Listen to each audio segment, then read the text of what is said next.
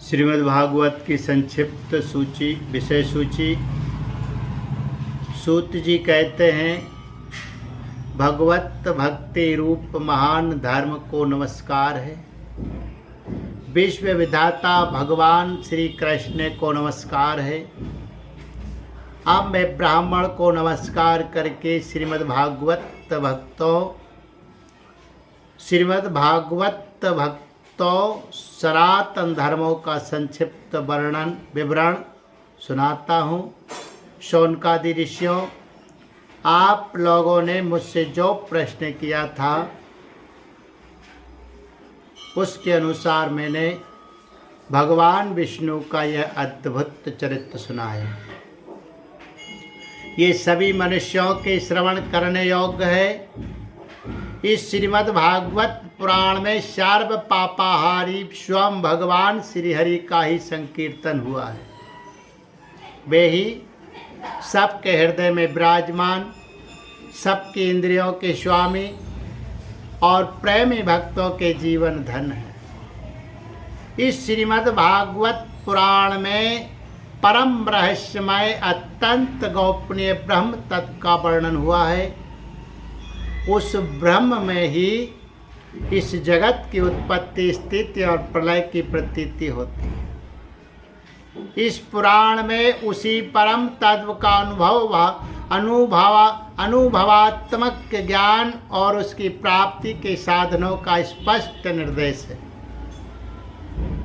शौनक जी, इस महापुराण के प्रथम स्कंद में भक्ति योग का भली भांति निरूपण हुआ है और साथ ही भक्ति योग से उत्पन्न एवं उसको स्थिर रखने वाले वैराग का भी वर्णन किया गया है। परीक्षित की कथा और व्यास नारद संवाद के प्रसंग से नारद चरित्र भी कहा गया है।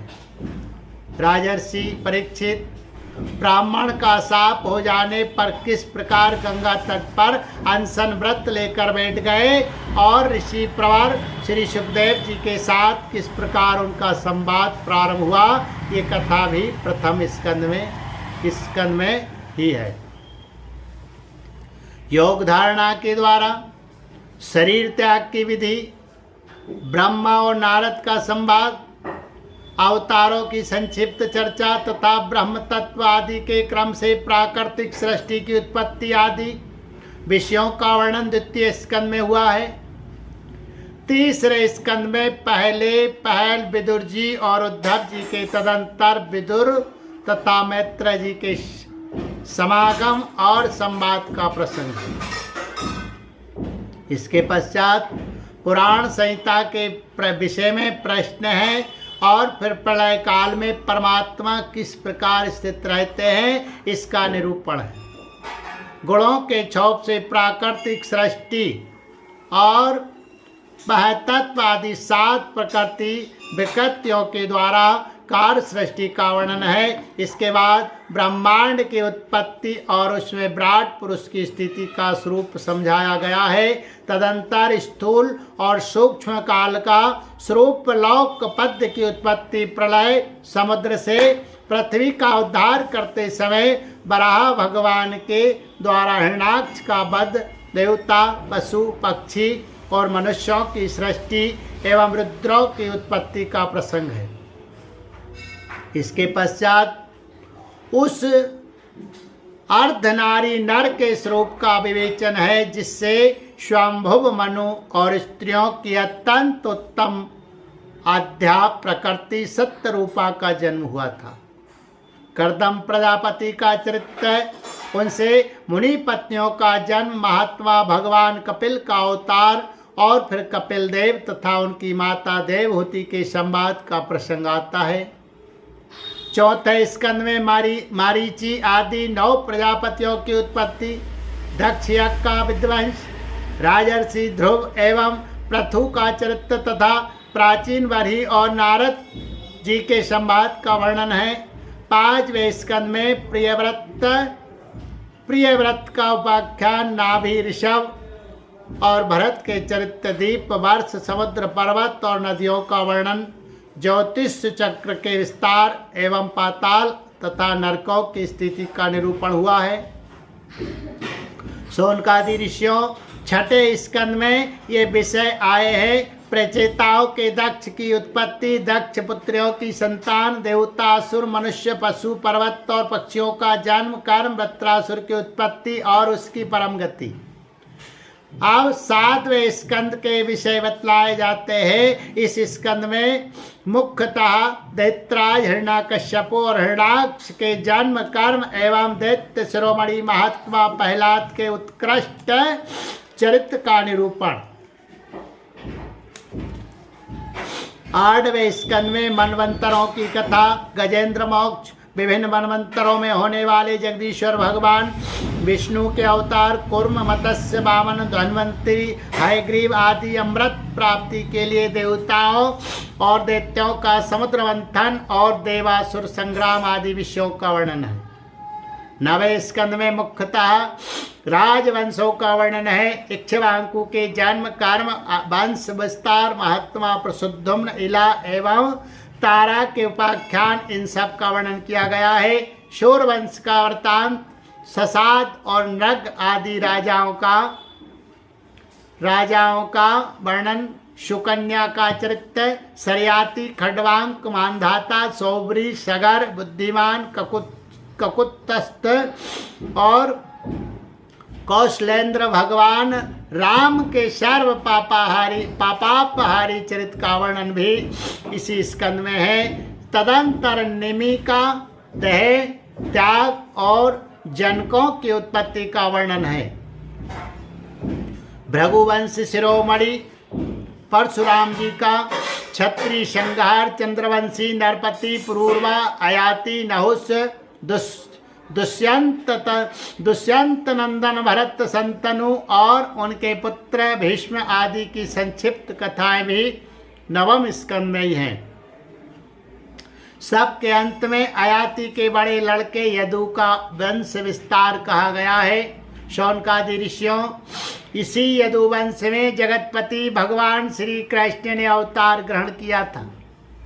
उन्होंने अनेक असुरों का संहार किया। उनकी लीलाएं इतनी हैं कि कोई पार नहीं पा सकता। फिर भी 10वें स्कंद में उनका कुछ कीर्तन किया गया है। वसुदेव की पत्नी देवकी के गर्भ से उनका जन्म हुआ।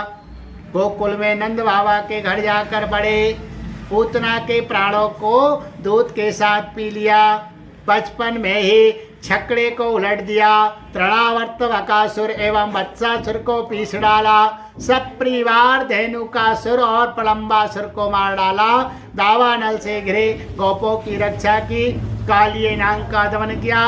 अजगर से नंद बाबा को छुड़ाया। इसके बाद गोपियों ने भगवान को प्रतिरूप से प्राप्त करने के लिए व्रत किया और भगवान श्री कृष्ण ने प्रसन्न होकर उन्हें अभिमत वर दिया। भगवान के यज्ञ पत्नियों पर कृपा की। उनके पतियों ब्राह्मणों को बड़ा पश्चाताप हुआ। गोवर्धन धारण की लीला करने पर इंद्र और कामधेनु ने आकर भगवान का यज्ञाभिषेक किया। शरद ऋतु की रात्रियों में ब्रज सुंदरियों के साथ रास क्रीड़ा की। दुष्ट शंखचूर्ण, अरिष्ट और केसी के वध की लीला हुई। तदंतर अक्रूर जी मथुरा से वृंदावन आए और उनके साथ भगवान श्री कृष्ण तथा बलराम जी ने मथुरा के लिए प्रस्थान किया। उस प्रसंग पर ब्रज सुंदरियों ने जो विलाप किया था उसका वर्णन है। राम और श्याम ने मथुरा में जाकर वहाँ की सजावट देखी और कुवल्या, पेड़, हाथी, मुष्टिक, चाणूर एवं कंस आदि का संहार किया। सांदीपनि गुरु के यहाँ विद्याध्ययन करके उनके मृत पुत्र को लौटा लाए। शौनकादि ऋषियों इस समय भगवान श्री कृष्ण मथुरा में निवास कर रहे थे। उस समय उन्होंने उद्धव और बलराम जी के साथ यदुवंशियों का सब प्रकार से प्रिय और हित किया। जरासंध कई बार बड़ी बड़ी सेनाएं लेकर आया और भगवान ने उनका उद्धार करके पृथ्वी का भार हल्का किया।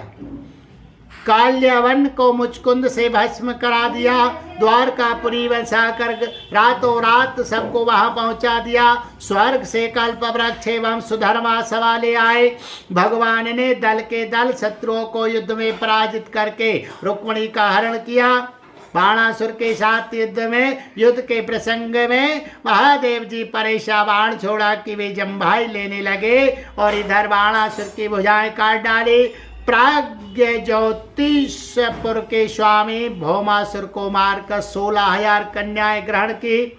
शिशुपाल, पौंड्रक, साल, तुष्ट, दंतवक, संवरासुर, द्विजपीठ, मूर, पंचजन आदि दैत्यों के बल पर उसका वर्णन करके यह बात बतलाई गई कि भगवान ने उन्हें कैसे कैसे मारा। भगवान के चक्र ने काशी को जला दिया और फिर उन्होंने भारतीय युद्ध में पांडवों को निमित्त बनाकर पृथ्वी का बहुत बड़ा भार उतार दिया है। शौनकादि ऋषियों 11वें स्कंद में इस बात का वर्णन हुआ है कि भगवान ने ब्राह्मणों के शाप के बहाने किस प्रकार यदुवंश का संहार किया।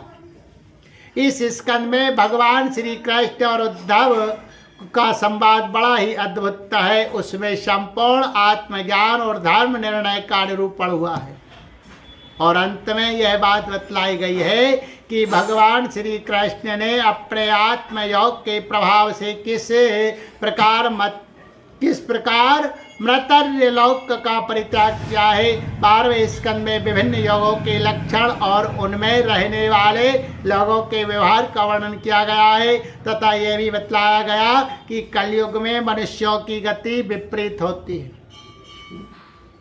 4 प्रकार के प्रलय और 3 प्रकार की उत्पत्ति का वर्णन भी इसी स्कंद में है। इसके बाद परम ज्ञानी राजर्षि परीक्षित के शरीर त्याग की बात कही गई है। तदंतर वेदों के शाखा विभाजन का प्रसंग आया है। मार्कंडेय जी की सुंदर कथा, भगवान के अंग उपांगों का स्वरूप कथन और सबके अंत में विश्वात्मा भगवान सूर्य के गणों का वर्णन है। शौनकादि ऋषियों, आप लोगों ने इस सत्संग के अवसर पर मुझसे जो कुछ पूछा था उसका वर्णन मैंने कर दिया। इसमें संदेह नहीं कि इस अवसर पर मैंने हर तरह से भगवान की लीला और उनके अवतार चरित्रों का ही कीर्तन किया है। जो मनुष्य गिरते पड़ते फिसलते दुख भोगते अथवा छींकते समय विवशता से भी ऊंचे स्वर से बोल उठता है हरे नमः, वह सब पापों से मुक्त हो जाता है। यदि देश काल एवं वस्तु से अपरिच्छिन्न भगवान श्री कृष्ण के नाम लीला गुण आदि का संकीर्तन किया जाए अथवा उनके प्रभाव महिमा आदि का श्रवण किया जाए तो वे स्वयं ही हृदय में आ विराजते हैं और श्रवण तथा कीर्तन करने वाले पुरुष के सारे दुख मिटा देते हैं। ठीक वैसे ही जैसे सूर्य अंधकार को और आंधी बादलों को तितर बितर कर देती है। जिस वाणी के द्वारा घट घटवासी अविनाशी भगवान के नाम लीला गुण आदि का उच्चारण नहीं होता, वह वाणी भाव पूर्ण होने पर भी निर्थक है, सारहीन है, सुंदर होने पर भी असुंदर है और उत्तमोत्तम विषयों का प्रतिपादन करने वाली होने पर भी असत्य कथा है। जो वाणी और वचन भगवान के गुणों से परिपूर्ण रहते हैं वे ही परम पावन है, वे ही मंगलमय है और वे ही परम सत्य है। जिस वचन के द्वारा भगवान के परम पवित्र यश का अवगान होता है वही परम रमणीय रुचिकर एवं प्रति क्षण नया नया जान पड़ता है। उससे अनंत काल तक मन को परमानंद की अनुभूति होती रहती है। मनुष्यों का सारा शोक चाहे वह समुद्र के समान लंबा और गहरा क्यों ना हो, उस वचन के प्रभाव से सदा के लिए सूख जाता है। जिस वाणी से चाहे वे रस भाव अलंकार आदि से युक्त ही क्यों ना हो। जगत को पवित्र करने वाले भगवान श्री कृष्ण के यश का कभी गान नहीं होता। वे तो कौओं के लिए उच्छिष्ट फेंकने के स्थान के समान अत्यंत अपवित्र है। मानस सरोवर निवासी हंस अथवा ब्रह्मधाम में विहार करने वाले भगवत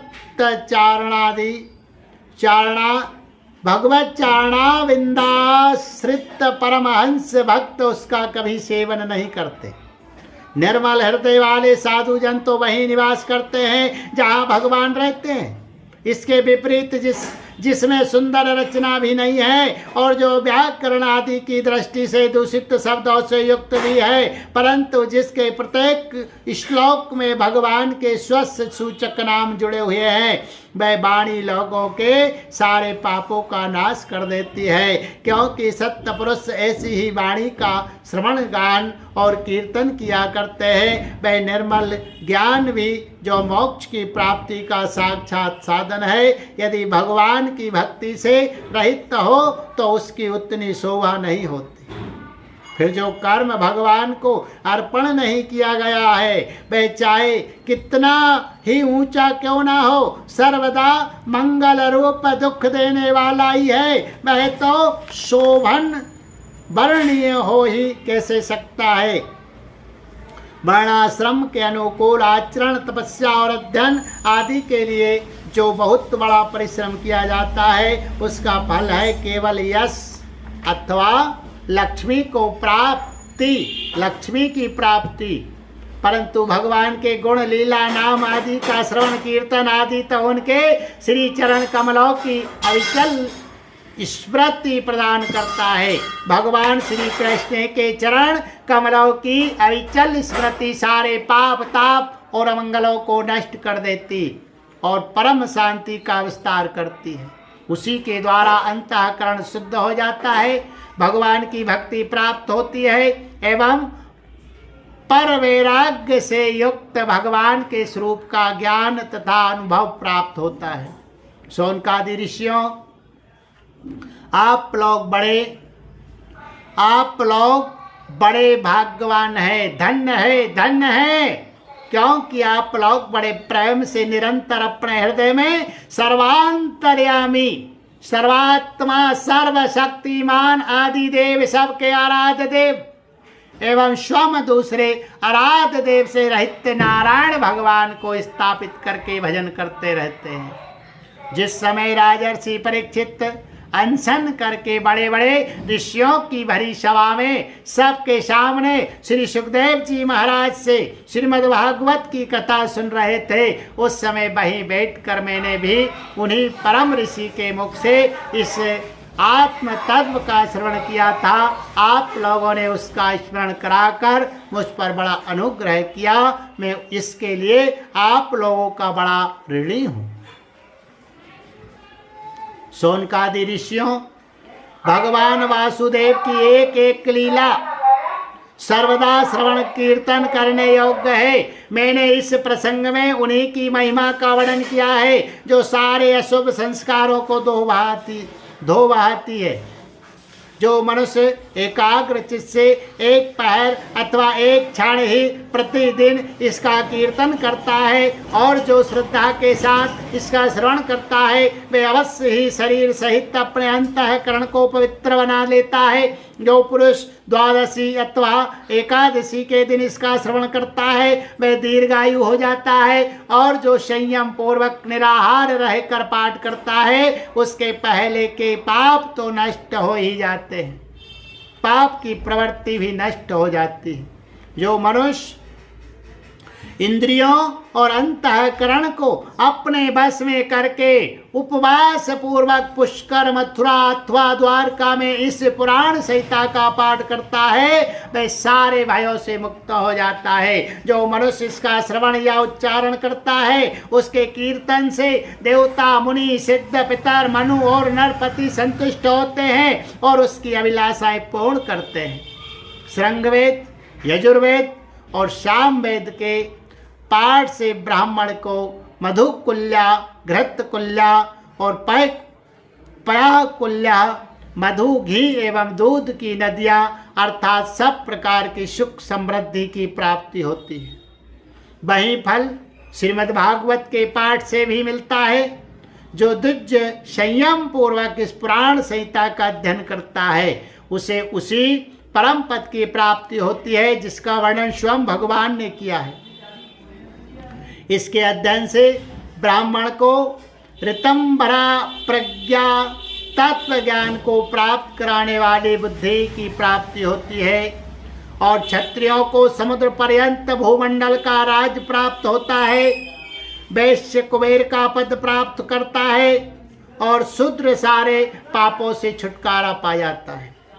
भगवान ही सबके स्वामी हैं और समूह के समूह कलिमलों को ध्वंस करने वाले हैं। यूँ तो उनका वर्णन करने के लिए बहुत से पुराण है, परंतु उनमें सर्वत्र और निरंतर भगवान का वर्णन नहीं मिलता। श्रीमद् भागवत महापुराण में तो प्रत्येक कथा प्रसंग में पद पद पर सर्वस्वरूप भगवान का ही वर्णन हुआ है। वे जन्म मृत्यु आदि विकारों से रहित, देश कालादिकृत परिच्छेदों से युक्त मुक्त एवं स्वयं आत्म तत्व ही है। जगत की उत्पत्ति स्थिति प्रलय करने वाली शक्तियां भी उनकी स्वरूपभूत ही है, भिन्न नहीं। ब्रह्मा शंकर इंद्र आदि लोकपाल भी उनकी स्तुति करना लेश मात्र भी नहीं जानते।